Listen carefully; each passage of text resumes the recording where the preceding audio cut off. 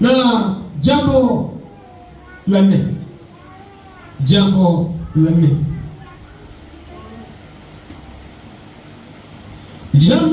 nne, itatumika kuharibu asili ya uumbaji wa Mungu.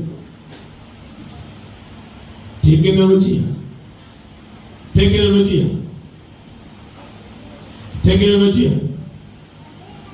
itatumika kuharibu asili ya uumbaji wa Mungu.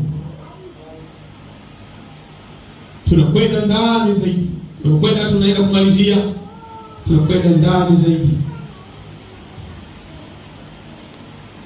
Roho Mtakatifu atusaidie. Unaweza kuinamisha kichwa chako tu pale ulipo kama sekunde moja, ukimwomba Mungu moyoni mwako. Mwambie Roho Mtakatifu pamoja nami katika somo hili. Naomba neema yako, nipe ufahamu wa rohoni, nipe akili ya rohoni kwa ajili ya hili kipande ambacho naenda kusema nawe. Kwa sababu kuna mengi Bwana anataka kusema nasi.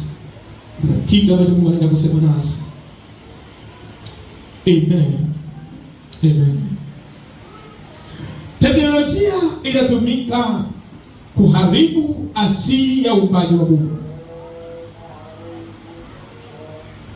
Itatumika kuharibu asili ya Mungu. Na sasa tunarudi kwenye lile neno la Yesu alilowaambia ulimwengu. Na sisi anatuambia, aliwaambia wanafunzi wake, lakini anatuambia na sisi pia.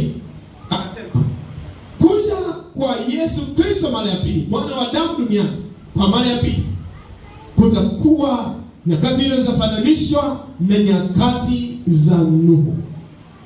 Zitafananishwa na nyakati za Nuhu. Zitafananishwa na nyakati za Nuhu. Zitafananishwa na nyakati za Nuhu. Hebu twende sasa katika Luka, kitabu kile cha Luka sura ya 17:26-27. Luka sura ya 17:26 hadi 27. Na kama ilivyokuwa siku za Nuhu, ndivyo itakavyokuwa katika siku zake mwana wa Adamu. Walikuwa wakila na kunywa, walikuwa wakioa na kuolewa, hata siku ile Nuhu aliingia katika safina, gharika ikashuka ikawaangamiza.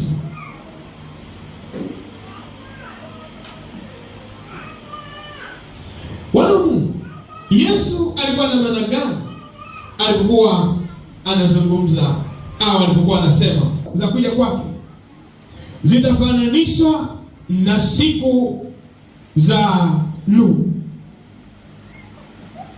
Zitafananishwa na siku za Nuhu.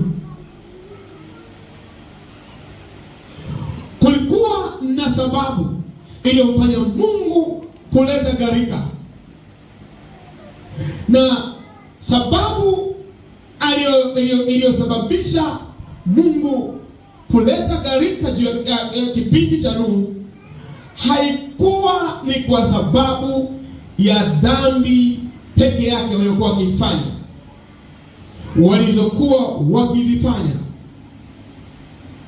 bali kulikuwa na uchafu mwingine ambao ulisababisha Mungu kuchukia, ambao ulisababisha Mungu kukasirika, ambao ulimfanya Mungu ajute kwa nini alimuumba mwanadamu, ambao ukamfanya uchafu huo, ubaya huo, uovu huo